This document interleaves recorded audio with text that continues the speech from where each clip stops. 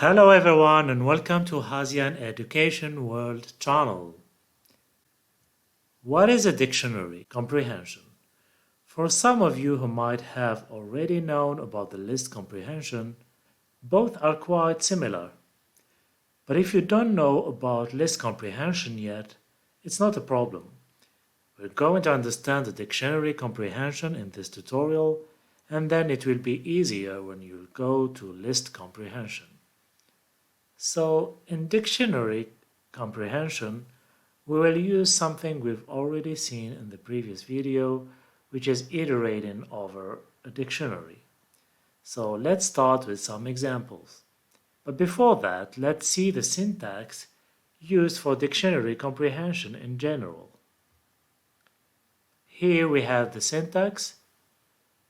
We have the dict2, which will be our new dictionary created using dictionary comprehension, and inside the curly braces we have the key and value for key value in iterable.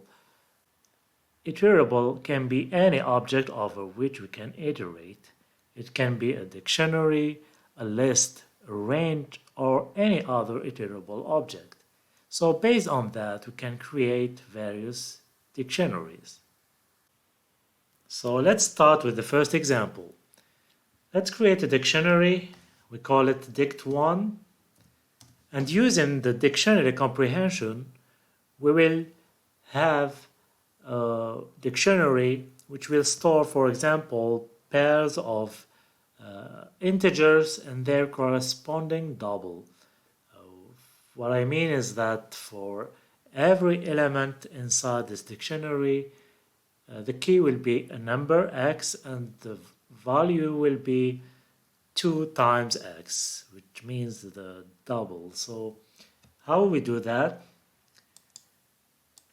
We will use the syntax we've seen in the slide before, and we type in x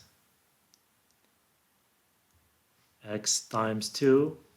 This is the pair we want to be the item of our dictionary, and we start our for loop for x in range. So the range is an iterable object, so we can use it in the dictionary comprehension. For example, 10, and that's it. We close the curly braces. So this will create a dictionary which will have elements x and x times 2 for every x in the range from 0 to 9 or range 10. So let's press enter and check our dictionary. Dict1, and this is the result we wanted. We have 0, 0, 1, 2, 2 with 4, 3 with 6, 4 with 8, and so on until 9 with 2 times 9, which is 18. So this is one example. Let's see another example. This time I will create another dictionary. We call it dict2. So I will paste it here. This is dict2. It has items. For example, these are fruits and their corresponding price in a dollar or euro or any other unit. So this is an ordinary dictionary. This is not here we don't use dictionary comprehension. What if we want, for example, to apply a discount on all these kinds of fruits? The same discount, let's say 25%. So we want to apply a discount of 25% on all of these fruits. We can use dictionary comprehension. We'll see how. So for example, it will be dict3 equals, and here we can use F for fruits, P for price. This is the pairs we want. But for the price, we want the different price, the new price after the discount. So it will be P times 75 over 100. So there will be a discount of 25%. So the new price will be 75% of the original price. This is what we want for every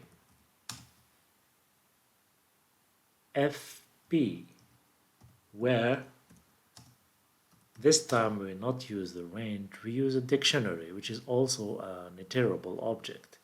So this time we use dict2, our original dictionary, which stores the original prices, and we use items because we need both of the keys and values. That's it. We close the curly braces and we press enter, and we check our dictionary dict3, and this is the result we needed. So for example, let's print the original dictionary just after the new one to compare. So here you see that the prices are changed and they are reduced by 25%. So for banana it was 4, now it's 3. For apples it was 2.75, and now it's 2.0625, and so on. This is a second example. Let's see another example using this time an additional if condition inside the dictionary comprehension. So for example, we want to create a new dictionary which will contain only the fruits which have a price higher than a certain limit, let's say $2. We want in the new dictionary only the fruits which price is higher than 2. How to do this? We create a new dictionary, let's call it dict high for example, and this time we use the same syntax for KV in the, okay, we can use either dict2 or dict3, it doesn't matter. So let's use the dict2, the original dictionary. Sorry, dict2 items, and then we add a condition, an if condition, just after the for loop statement. For example, if v is greater than 2, and this is the condition, and we close the curly braces. We press enter and we check our dictionary,